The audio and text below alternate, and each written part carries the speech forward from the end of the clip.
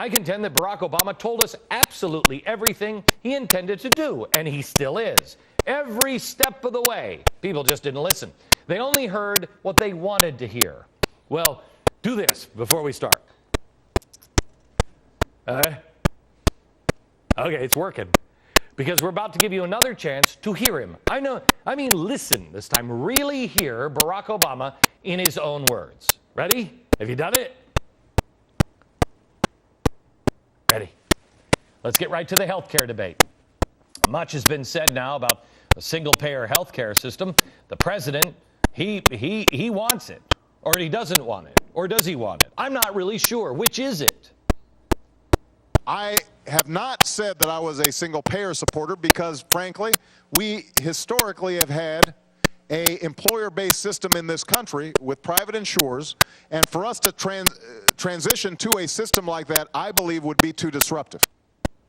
Okay, I want to make sure I understand it. I'm not for it. I've never said that. Because, why? Because you don't believe in it? Or because the transition would be too disruptive? I'm not sure. But I do know a few years ago, President Obama said this to the AFL-CIO. I happen to be a proponent of a single-payer universal health care plan. A single-payer health care plan. Universal health care plan. That's what I'd like to see. But transitioning right now may be, you see what I'm saying? It's kind of like the old game, what's the definition of is? Well, I thought we all knew, but apparently not. Sounds pretty clear to me, if I may quote again, I happen to be a proponent of the single-payer health care plan. A single-payer health care plan. Universal health care. I know, that's hard to understand unless you've done this. What? And it's kind of difficult to reconcile unless you listen. It makes it even harder when you hear what others around him and in the White House and congressmen, key advisors and special interests have also said about single-payer health. I think if we get a good public option, it could lead to single-payer, and that's the best way to reach single-payer. And next to me was a guy from the insurance company who then argued against the public health insurance option, saying it wouldn't let private insurance compete, that a public option will put the private insurance industry out of business.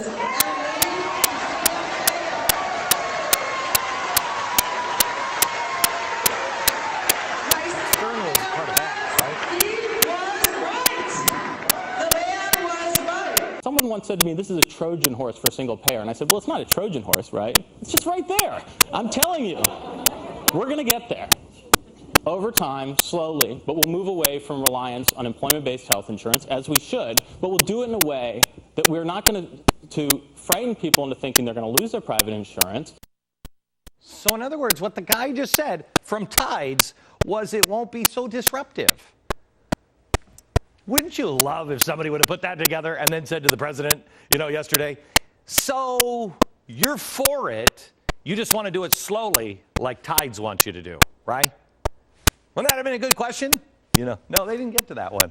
No. By the way, Tides, in case you don't know what Tides is, Tides Foundation is with Soros. Tides, Drummond Pike, the Tides CEO, he's the treasury, or was the treasurer of Democracy Alliance, also Soros.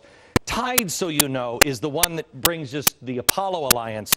The Apollo Alliance, that's the one that wrote the stimulus bill.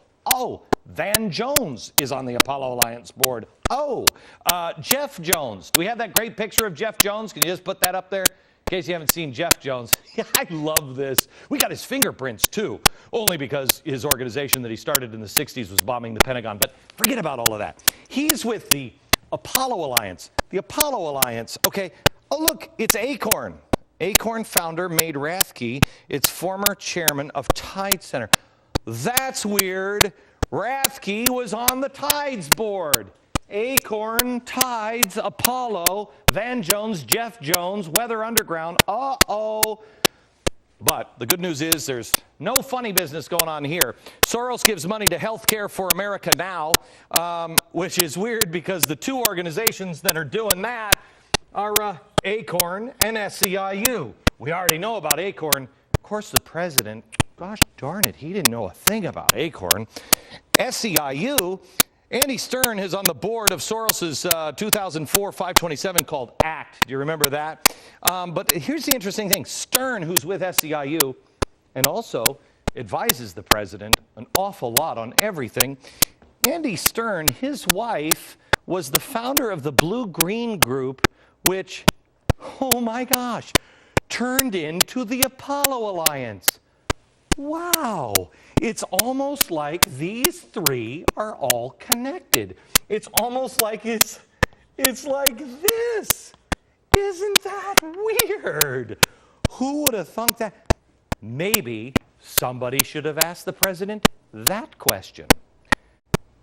The Supreme Court never ventured into the issues of redistribution of wealth. The tragedies of the civil rights movement was because the civil rights movement became so court-focused. I think that there was a tendency to lose track of the political and community organizing and activities on the ground that are able to put together the actual coalitions of power through which you bring about redistributive change. Listen to that, America.